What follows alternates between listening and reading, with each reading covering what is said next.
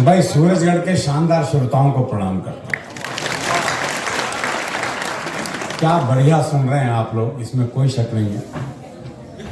इसने काफी खून बहा दिया। अब थोड़ी देर हंसेंगे। आपके और मुक्ति के बीच में मैं ही हूं बस। ये बढ़िया बात है। हाँ, वैसे भी भाई हरीश 3 साल तक तो कोरोना ने हंसने नहीं दिया और 1 साल तक वो अंबानी के छोरे का ब्याह ही चलता रहा। नहीं, भगवान शिव के ब्याह के बाद ये दूसरा ऐसा ब्याह था जिसमें भूत प्रेत पिशाच चुड़ैल देवी देवता सारे नाचे। तो ऐसी स्थिति बड़ी नाजुक चल रही थी। कोरोना काल में आप जानते हो क्या स्थिति थी। कपड़े टंगे टंगे रह गए भाई। निक्कर और बनियान में टाइम कट रहा था। कपड़े बेचारे लटके लटके लटक गए थे। अच्छा, अलमारी में रखे हुए कपड़े सेवाराम जी ये सोच रहे थे मालिक है भी या निमट लिया।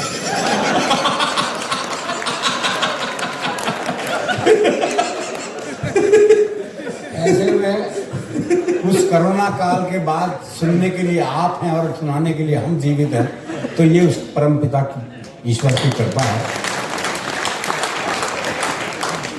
और हरियाणा में, मैं तो हरियाणा का हूँ जी, हादसे में के लिए कहीं जाना नहीं पड़ता जी। वो एक पुलिस के सिपाही को छुट्टी चाहिए थी, पहुंच गया एसएचओ के पास। बोले छुट्टी चाहिए। बोले बहुत काम है, छुट्टी नहीं मिल सकती। बोले छुट्टी तो मैं लेकर रहूंगा। बोला अच्छा एक सवाल का जवाब दे दे, छुट्टी दे दूंगा। बोले सवाल कुछ भी पूछ लो। बोला अच्छा ये बता, कटप्पा ने बाहुबली को क्यों मारा? सीधा अंतरराष्ट्रीय सवाल पूछ लिया। बोले ये बता, कटप्पा ने बाहुबली को क्यों मारा? बोले हो सकता है बाहुबली ने कटप्पा को छुट्टी देने से मना कर दिया।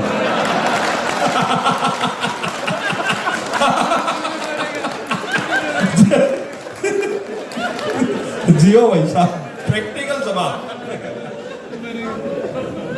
वैसे तो आज हादसे के लिए कुछ कहने की कोई जरूरत ही नहीं। बस एक नाम ले लो, मनोहर लाल जी।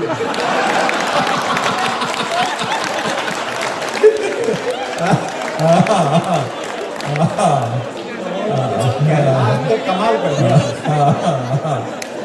आप का बेरू जी भाई, आज के कलबंदरे के नायक तो यही हैं। मैं तो टाइम पास कर रहा हूँ बस। वो एक और सिपाही को छुट्टी चाहिए थी, पहुंच गया एसएचओ के पास। बोले छुट्टी चाहिए। बोले किस लिए चाहिए? बोले जी मेरी शादी है। अब इस पे तो कौन मना करे जी। बोले अच्छा कितने दिन की चाहिए? बोले तो लुगाई देखने के बाद पता चलेगा। तो हम बहुत आनंद में रहते हैं जी। अब मथुरा से आई हैं पूनम जी, कृष्ण जी ने वहां रास रचाया था। मैं हरियाणा का हूं जहां बांस बजाया था। जियो जियो ऐसा। तो इसलिए मैं कोई ज्ञान ध्यान की बात नहीं करूंगा, क्योंकि हरियाणा का आदमी ना ज्ञान लेता ना देता। एक बार हमने कुरुक्षेत्र में ले लिया था, उसके बाद से बंद कर दिया। भाई जिसने कृष्ण जी से ज्ञान ले लिया हो, वो आजकल के नालतू फालतू बाबाओं से ज्ञान देगा क्या? आजकल तो कोई भी टीवी चैनल खोल लो, कोई ना कोई बाबा ज्ञान देता मिलता है। अच्छा, ज्ञान भी कमाल ही हो रहा है आजकल। तो कमाल के ज्ञान मिल रहे हैं। आप चैनल देखो तो ऐसे ऐसे पूछो मत। ऑस्ट्रेलिया कैसे बना, वो सुना नहीं आपने? सुना आपने? नहीं सुना? एक बाबा जी सुनाते हैं। वो ऑस्ट्रेलिया इसलिए था जी, वो राम और रावण का युद्ध हुआ तो वो बंद सारे राक्षस मर गए, तो हथियार बेकार पड़े थे। तो राम जी ने कहा इसे कहीं दूर छोड़ जाओ। तो वो अस्ट्रेलिया था, वो ऑस्ट्रेलिया बन गया, वहां छोड़ के आया। अच्छा,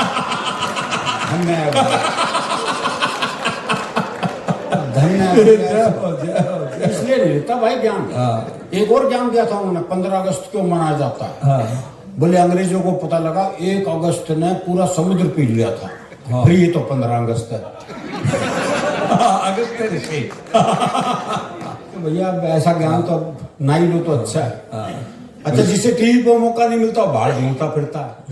वो हरियाणा में एक बाबा जी सुबह से परेशान, कोई मिला ही नहीं जिसे ज्ञान दे सके। सुबह से शाम हो गई, तो शाम को देखा एक छोरा हाथ में दिया जलाया आ रहा है। बाबा ने सोचा मिल गया मौका। बोले बेटे तुम्हें पता है ये ज्योति कहां से आती है? बाबा ने सोचा ये जवाब देगा और मैं प्रवचन। लेकिन छोरा हरियाणा का था जी, उसने मारी दिए का फूंक। बोले बाबा ये बताइए ज्योति गई कहां?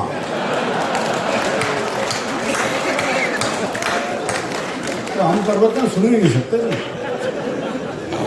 वो आज का हर एक स्कूल में योग टीचर लग गए। वो दिल्ली में एक योग टीचर बच्चों को योग सिखा रहा था। बोले बच्चों सीधे लेट जाओ। बच्चे सीधे लेट गए। बोले अपने पैरों से साइकिल चलाओ। वो सारे साइकिल चलाने लगे। एक पड़ा रहा अपने हरियाणा का मस्त है। बोले तू साइकिल क्यों नहीं चला रहा? बोला मेरी साइकिल ढलान पे है। अब सिखा लो इन्हें योग।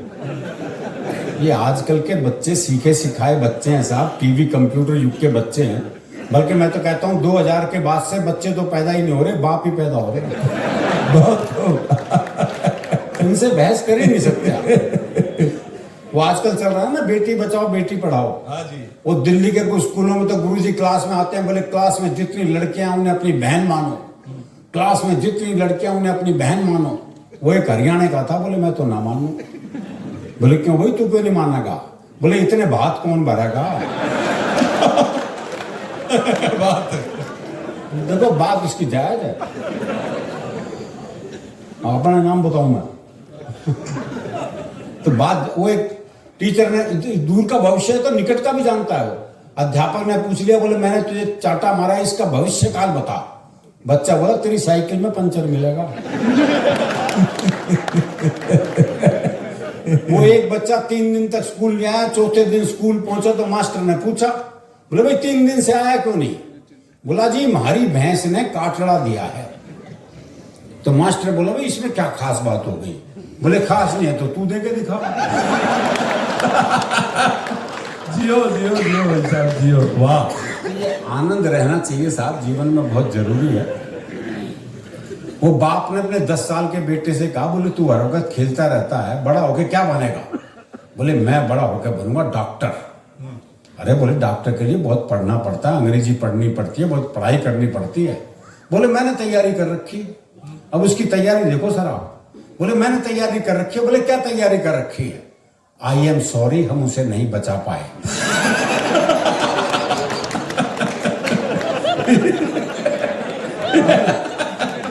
अगला अंतिम तैयारी तक करके बैठा है। इससे ज्यादा क्या करेगा? दरअसल क्या है, मन का साफ होता है ना, जो मन में वो जुबान पे। वो एक मुकदमा चल रहा तो एक ताई गवाही के लिए आई। अच्छा दोनों वकील उसी के गांव के। तो पहले वकील ने पूछा, बोले ताई मुझे जाना है? खूब जानू हूं, गुलाब सिंह का छोरा है तू, 1 नंबर का झूठा। तेरी लुगाई तक तो छोड़ के चली गई थी। बेचारा वकील सन्न रह गया जी। उसने दूसरे वकील की तरफ इशारा कर दिया, और ताई से जाना है? अच्छी तरह जानू हूं, करनेल काने का छोरा है यो, 1 नंबर का याश। तेरी लुगाई से भी इसका चक्कर था। भाई साहब जज ने कोर्ट स्थगित की। अपने चैम्बर में गया, दोनों वकील बुलाए। बोले खबरदार ताई से मेरे बारे में कुछ पूछ लिया था। जिंदाबाद। इतना साफ मामला है। अभी पूनम जी ने क्या प्रेम के यहाँ गजल भी सुनाई, मुक्तक भी सुनाए। मथुरा की भाई प्रेम की नगरी है, लिख सकती हैं। हरियाणा वाला सोच भी नहीं सकता, क्योंकि हमारे यहाँ प्रेम ब्याह के बाद होता है ना जी। ब्याह से पहले प्यार कर ले तो हम तो पेड़ पे ही लटके मिलते हैं। लेकिन हमारे यहाँ प्रेम में भोलापन बहुत है। वो प्रेमी ने प्रेमिका से कहा, अगर तू मेरी नहीं हुई ना तो मैं तुझे किसी की नहीं होने दूं। बोले अच्छा तेरी हो जाऊंगी तो सबकी होने देगा।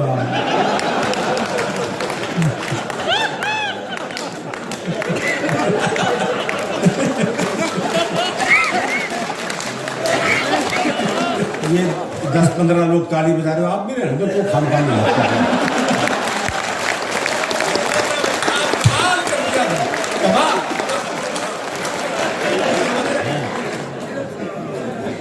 अभी ये कुंभ के मेले का जिक्र कर रहे थे, अभी कुंभ के मेले में दो बचपन के दोस्त मिले, दोनों बौखलाए हुए। बोले भाई कैसे बौखला रहा है? बोले यार मेरी लुगाई खो गई से ढूंढ रहा हूँ। अब बोले तू? बोले यार मेरी भी खो गई, मैं भी ढूंढ रहा हूँ। बोले तेरी लुगाई कैसी थी? बोले यार 5 फुट 4 इंच उसका कद, इकहरा बदन, गोरा रंग, गुलाब जैसे होंठ, बहुत ही सुंदर थी। तेरी कैसी थी? बोला मेरी ना छोड़ यार, तेरी ढूंढते हैं।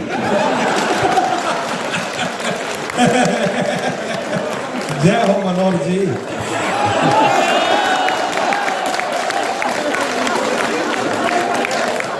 ये तो अब बताने की जरूरत नहीं कि कौन था।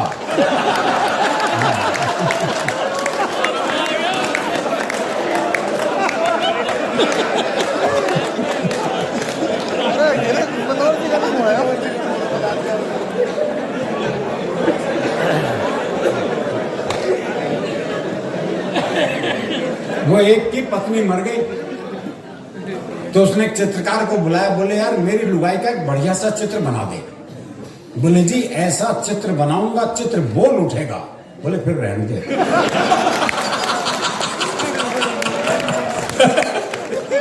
तो हमें अपने प्रेम का पता है क्या स्थिति है। अभी आएगा वो फरवरी में वैलेंटाइन पखवाड़ा, जो पूरा पखवाड़ा होता है वो पहले 7 दिन चलते हैं वैलेंटाइन डे, फिर anti Valentine day, rose day से शुरू होकर ब्रेकअप डे तक। तो उसमें एक प्रपोज डे आता है जी। वो हरियाणा में एक छोरे ने छोरी को प्रपोज किया, बोले मैं तेरे से ब्याह करना चाहता हूं। तो लड़की बोली ये पुराना तरीका है, किसी नए ढंग से प्रपोज कर। तो लड़का बोला ऐसा है, तू मेरे छोरे से अपनी चिता में आग लगवाना पसंद करेगी? विवाह का ये मौलिक प्रस्ताव ये हमारे यहाँ ही संभव है। अच्छा, ब्रेकअप के लिए बड़ी बड़ी बात नहीं चाहिए, बहुत सामान्य बात तो आता है। वो प्रेमी ने प्रेमिका को जैसे सीने से लगाया तो प्रेमिका बोली तेरा दिल बड़ा कुरकुरा सा है। अरे बोले दिल कुरकुरा कौन है? तेना बीड़ी का बंडल तोड़ दिया।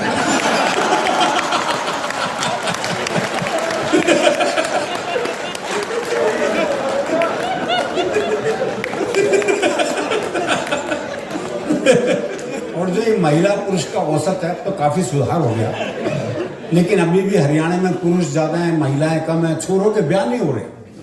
वो एक का 40 साल की उम्र तक ब्याह नहीं हुआ तो अपने जीजा से बोला जीजा मेरा ही ब्याह करा दे।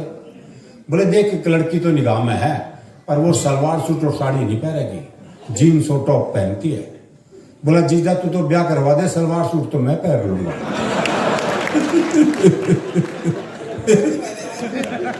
वो एक का ब्याह नहीं हुआ बेचारा अपने दोस्त से कह रहा था, बोला मुझे तो लगा है मेरी वाली भ्रूण हत्या में मारी गई।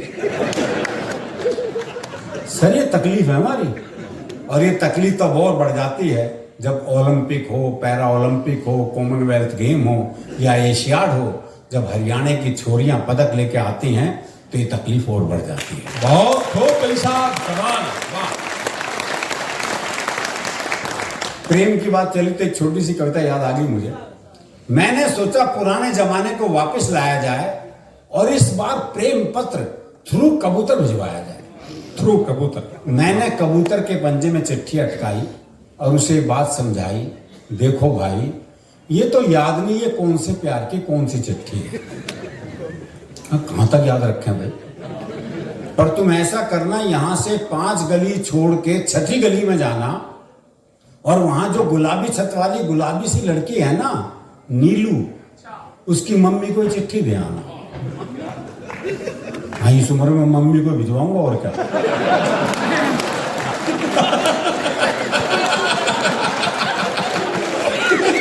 ये ईमानदारी है। कबूतर बोला है आदि काल के आज बिना व्यवधान है आदि काल की। दोबारा से बोलना पड़ेगा भाई। हाँ, गुलाबी सी लड़की, उसकी मम्मी को चिट्ठी दे आना। कबूतर बोला हे आदिकालीन युग के देवदास, इस युग में भी चिट्ठियों से आस। अब मैं ऐसी फालतू उड़ान नहीं भरता हूं, मैं खुद अपनी कबूतरी को व्हाट्सएप करता हूं। टेक्निकल। तो वो जमाने चले गए। पहले आदमी 5-5 पेज का प्रेम पत्र लिखता था, कितनी मेहनत होती थी। क्यों सेवाराम जी? नहीं, मैं कहना तो मनोहर लाल जी का था।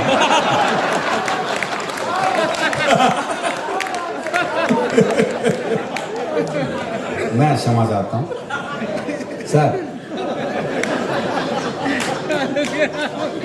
हाँ, पहले 5-5 पेज के प्रेम पत्र लिखते थे, बड़ी मेहनत होती थी। बाद में सिर्फ नाम ही बदलना होता था। हाँ, बाद में चाहे पूनम वर्मा लिख दो, नाम ही तो बदलना है। तब तो फिर आया वो टेलीफोन का जमाना। वो मुझे एक शेर याद आ गया कि कर दिया इजहारे मोहब्बत हमने भी टेलीफोन पर, बात तो लाखों की थी, 1 रुपए में हो गई। और अब तो मोबाइल का जमाना आ गया जी। आदमी मोबाइल पे आई लव यू टाइप करता है, वो भी पूरा नहीं, ILV और Y, और एक साथ 25-30 को सेंड। हाँ, कैसे जवाब आएगा? वो उदय प्रताप सिंह जी की 4 पंक्तियां हैं कि हर फैसला होता नहीं सिक्का उछाल के, ये दिल का मामला है जरा देखभाल के। हर फैसला होता नहीं सिक्का उछाल के, ये दिल का मामला है जरा देखभाल के। मोबाइलों के दौर के आशिक को क्या पता, रखते थे कैसे खत में कलेजा निकाल के। तो वो प्रेम कब रहा नहीं, लेकिन हरियाणा का प्रेम अब भी ऐसा ही है। हमारे यहाँ पशु पक्षियों तक का प्रेम ऐसा है। वो मेरा एक दोस्त है जिसने तोती पाली। हाँ, दुनिया तोता पालते हैं, तोती पाली। 3 दिन के लिए से कहीं बाहर जाना था। बोले यार क्या करूं, कौन दाना पानी देगा, बड़ा चिंतित हूं। मैंने कहा मेरे घर छोड़ जा, 2 तोते हैं, उन्हें दाना पानी देता हूं, इसे भी दे दूंगा। बोला भाई तेरे 2 तोतों के बीच में अपनी तोती छोड़ दूंगा। मैंने कहा नहीं यार, मेरे तोते बड़े धार्मिक हैं, तो खुद देख ले आके। अच्छा, उसने देखा बकायदा एक गीता के श्लोक पढ़ रहा, एक कुरान की आयतें पढ़ रहा, बोले बड़े धार्मिक है, कोई खतरा नहीं है। उसने तोती छोड़ दी। जैसी तोती पिंजरे में गई तो एक तोते ने दूसरे को कोहनी मारी। अरे बोले पूजा पाठ बंद कर, दुआ कबूल हो गई।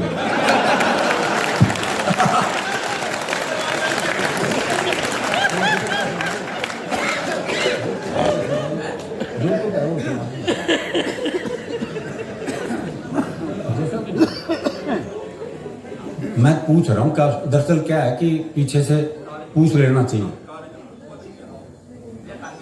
हाँ चल, वो भी हाँ, ये ठीक है। एक थोड़ा सा पहले और कर देता हूँ मैं, क्योंकि हरियाणा की कभी कथाएं बहुत जो रह गई हैं। हरियाणा में आपको वृद्ध आश्रम की भी समस्या बहुत कम मिलेगी। हरियाणा में अगर बूढ़े को पता लग जाए कि बेटा मुझे वृद्ध आश्रम में छोड़ के आने वाला है, तो बाप खुद बेटे को अनाथालय छोड़ गया है। बोले जमा कर लो, इसने मेरा ना है। नहीं, हमारे यहाँ हर संबंध हास्य रस में है जी। वो सास ने दामाद का तिलक किया और 21 रुपए हाथ में रख दिए। बताओ आज के जमाने में 21 रुपए कौन ले? बोले सासू रहने दे, वो क्या बटेव ले ले। आधे घंटे तक यही बहस होती रही। वो क्या सासू रहने दे, वो क्या बटेव ले ले। इतनी देर में साली बोल पड़ी, हे जीजा ले लेना, 6 केले ही तो लाया था।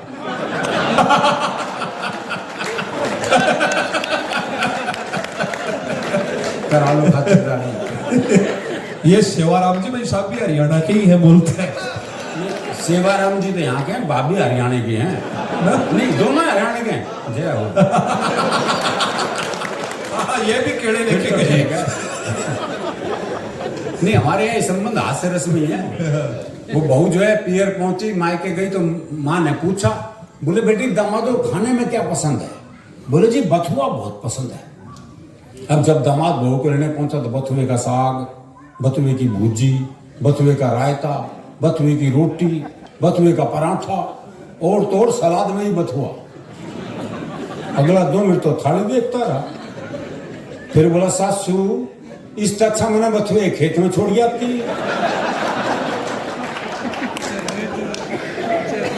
वो दामाद पहुंचा ससुराल पति को लेने, तो सास का जी नहीं कर रहा था भेजने का। तो उसने अपने बाकी बच्चों से कहा, बोले अपने जीजा को समझाओ, और अगर नहीं माने ना तो यूं कह देना हमारी माता जी की देवी आ जाती है, और जब देवी आ जाती है उनकी बात मनवा के छोड़ती है। बालक पहुंच गए, बोले जी आज भी नहीं भेजेंगे। बोले लेके जाऊंगा। बोला ऐसा हमारी माता जी की देवी आ जाती है, और जब देवी आ जाती है अपनी बात मनवा के छोड़ती है। बोला देवी आ जाए देवा आ जा, मैं तो लेके जाऊंगा। थोड़ी देर बाद सास जो वो बाल बाल बिखेर के आ गई। बोली देवी आ गई ना भेजूं, देवी आ गई ना भेजूं, देवी आ गई ना भेजूं। दामाद थोड़ी देर ड्रामा देखता रहा, फिर बोला भैरव आ गया लेके जा रहा। तो बड़ा भैरवनुमा मामला है जी। चलो अब मैं जिस कविता का आदेश मैंने ले लिया पीछे से, ये कारगिल युद्ध हुआ, वीर रस का विषय है, विनीत चौहान का विषय है, या फिर करुण रस का विषय है, लेकिन मैंने कोशिश की इसमें से हास्य से निकालने की। कारगिल के बाद मुझे ध्यान है एक मेजर साहब और एक एसपी साहब बैठे हुए थे। मेजर साहब बोले हमारे सेना के जवान बड़े साहसी होते हैं। एसपी बोला जी हमारे पुलिस के सिपाही ज्यादा साहसी होते हैं। मेजर बोला देखा नहीं कारगिल में हमारे जवानों ने क्या जलवा किया। एसपी बोला जी हमारे सिपाही ऐसे जलवे रोज करते हैं। तो मेजर बोला भी तुम्हें समझ में नहीं आएगा। तो मेजर ने एक जवान को बोला तो जवान इधर आओ। बोले हाँ। सामने टीला देख रहे हो? बोले हाँ। बोले भाग के चढ़ जाओ कूद जाओ। साहब जवान भाग के चढ़ाओ कूद गया जी। तो मेजर बोला एसपी से देखो इसे कहते हैं साहस। एसपी बोला रुको। उन्होंने अपने सिपाही को बोले सिपाही इधर आओ। बोले हाँ। सामने टीला देख रहे हो? बोले हाँ। बोले भाग के चढ़ जाओ कूद जाओ। सिपाही बोला सब आपका दिमाग तो नहीं खराब हो गया? तो एसपी बोला मेजर से देखो इसे कहते हैं साहस। क्या सटायर है भाई साहब। तो हर जगह का साहस अलग अलग है। ये जब मुशर्रफ जी अपने आप पाकिस्तान के राष्ट्रपति बन गए अपने आप, नहीं पहले तो जी बताऊं मैंने व्यंग में लगाया, वरना आजकल तो कोई किसको कब पाकिस्तान भेज दे कोई भरोसा नहीं होता। हाँ जी लगाते क्या बोले जी लगा पाकिस्तान चला जाए तू तो, ये व्यंग में लगा है। जब अपने आप भाई अपने आप राष्ट्रपति बन गया तो उसने अपने आप अपनी फोटो वाला डाक टिकट जारी कर दिया पाकिस्तान में जी। तो डाक टिकट बिक नहीं रहा था। तो उन्होंने ऑफिसर को बोला बोले क्या बात है टिकट बिक क्यों नहीं रहा? बोले जी ये ठीक से चिपकता नहीं है। बोले तो गोंद बढ़िया लगाओ। बोले प्रॉब्लम गोंद की नहीं है, लोग थूक दूसरी तरफ लगाते हैं।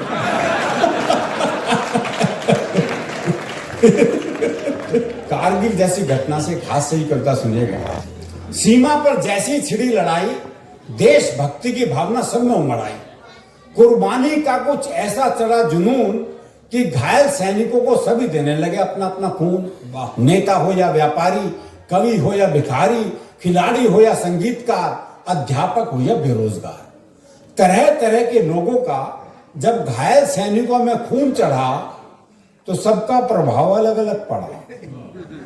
एक भिखारी का खून जब सैनिक के शरीर में गरमाया तो दुश्मन का गिरेबान पकड़ के गिड़गिड़ाया। जरा इस तरफ भी ध्यान दे दे, जरा इस तरफ भी ध्यान दे दे अल्लाह के नाम पे अपनी जान दे दे। इतना कहकर जैसी उसने जान ली दूसरे दुश्मन ने उसकी नीयत फौरन पहचान ली।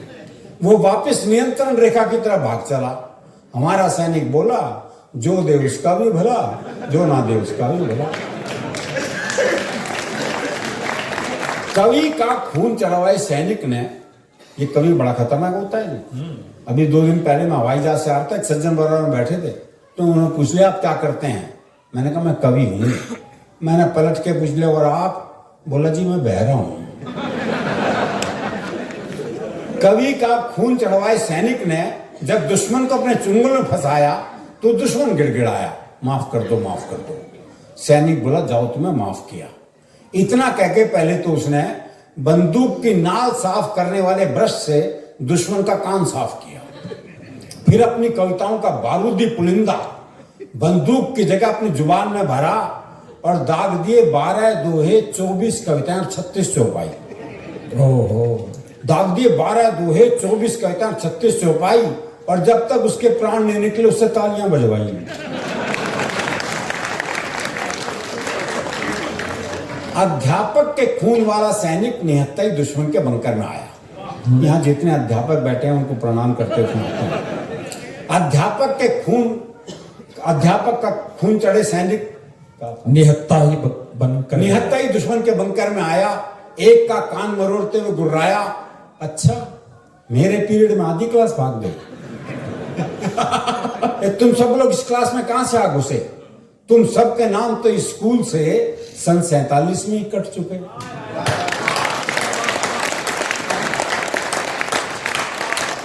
और क्या ये बनकर याद करो सन 71, जब हमने चमत्कार दिखलाया था, 90,000 नालायकों से एक साथ कान पकड़वाया था। हाँ, जिंदाबाद। ये है हास्य में देशभक्ति। सैल्यूट भाई साहब। अबे मूर्ख, हम सारे देश के चहेते हैं, इतिहास पढ़ाते पढ़ाते भूगोल बदल देते हैं। जिंदाबाद। ये है शिक्षक की ताकत। सुनो, ये बंदूक यहां से हटाओ, जाओ किसी पेड़ पर से एक मोटी डंडी तोड़ कर लाओ। पूरी चोटी पर उधम मचा रखा है, फौरन मुर्गा बन जाओ। हाँ। और मुर्गा बने बने ही अपने खून से 40 बार जय हिंद लिखकर दिखलाओ।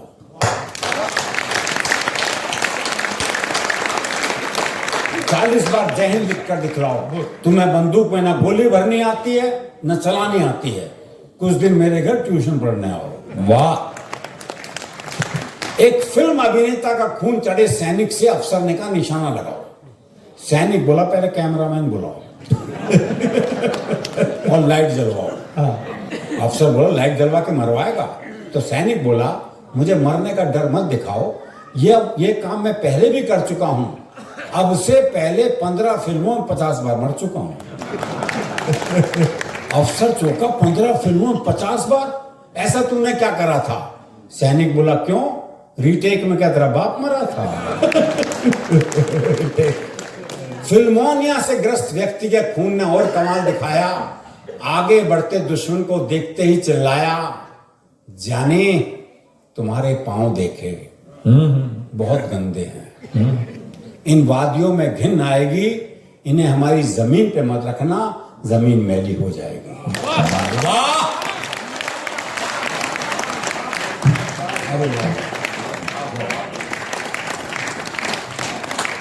एक सैनिक का बहुत ही मजबूत था कांधा, उसने 4 दुश्मनों का गट्ठर सा बांधा, उठाया, पीठ पर लटकाया और सारे युद्ध क्षेत्र का नक्शा बदल दिया।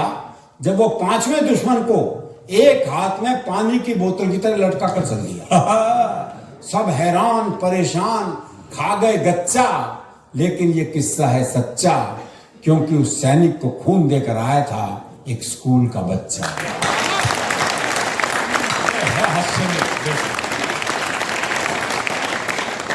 एक सैनिक को गलती से एक नेता का खून चढ़ गया, यहां गलती हो गई। ठीक होती वो फ्रंट की बजाय दिल्ली की तरफ बढ़ गया। उसे फ्रंट का सही मतलब समझाया गया और सीधा कारगिल भिजवाया गया।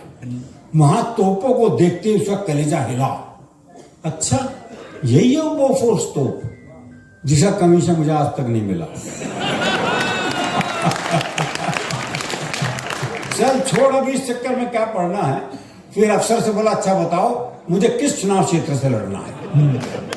अफसर ने कहा द्रास। वो बोला क्या कहा, मद्रास? मुझे तो उत्तर भारत में कहीं से लड़ा दो। अफसर गुस्से में बोला इसे सीधा टाइगर हिल पे चढ़ा दो, इसे सीधा टाइगर हिल पे चढ़ा दो। वो सिरफिरा, चढ़ते चढ़ते कई बार गिरा। इस दृश्य का आप लोग आनंद लें साहब। वो सिरफिरा, चढ़ते चढ़ते कई बार गिरा, जहां भी 2-4 सैनिक दिखे वहीं रस्सी छोड़ दे और वोट मांगने के लिए दोनों हाथ जोड़ दे। जय हो, जय हो, जय हो। खैर सारे रास्ते उसने खूब वायदे किए, खूब आश्वासन दिए, खूब भाषण पिलाया, इसलिए टाइगर हिल पर चढ़ ही नहीं पाया। वो तो शुक्र है इसी दौरान बंद हो गई लड़ाई, वरना पता नहीं क्या गुल खिलाता भाई। और कविता की सबसे महत्वपूर्ण और अंतिम पंक्तियां आप तक पहुंचा रहा हूं, वरना पता नहीं क्या गुल खिलाता भाई। लेकिन मैं कहता हूं कुछ ऐसा इंतजाम हो जाए, नेताओं का खून सैनिकों को नहीं बल्कि सैनिकों का खून नेताओं को चढ़वाए। ये बात, ये कुछ ऐसा इंतजाम हो जाए, नेताओं का खून सैनिकों को नहीं बल्कि सैनिकों का खून नेताओं को चढ़वाया जाए, ताकि उनमें भी भारत मां के सच्चे सपूतों का रक्त हो। कोई ढूंढने से भी देशद्रोही ना निकले, हर नेता देशभक्त हो, हर नेता। और इतने मन से इतना आनंद आपने लिया, 2 मिनट का केवल आप और विराजेंगे। विधिवत रूप से इस कार्यक्रम को हम विराम देंगे। आप सब राष्ट्र प्रेमी व्यक्तित्व है, बुद्धिजीवी है, मां शारदे की वंदना करने वाले व्यक्तित्व हैं। ये सूरजगढ़ में स्वदेशी जागरण मंच के माध्यम से ये पावन यज्ञ जिया गया है। मैं आदरणीय लोकेंद्र सिंह जी नरूका साहब से कहूंगा कि एक बार आभार वहीं से आप, और साथ ही आदरणीय सेवाराम जी गुप्ता साहब से जी बैसा हज और सेवाराम जी से निवेदन है कि पहलो आभार मनोहर जी ने जरूर। आप सब 2 मिनट यहीं रुकेंगे, फिर आनंद के साथ विदा होंगे। हाँ जी, और आगे एक से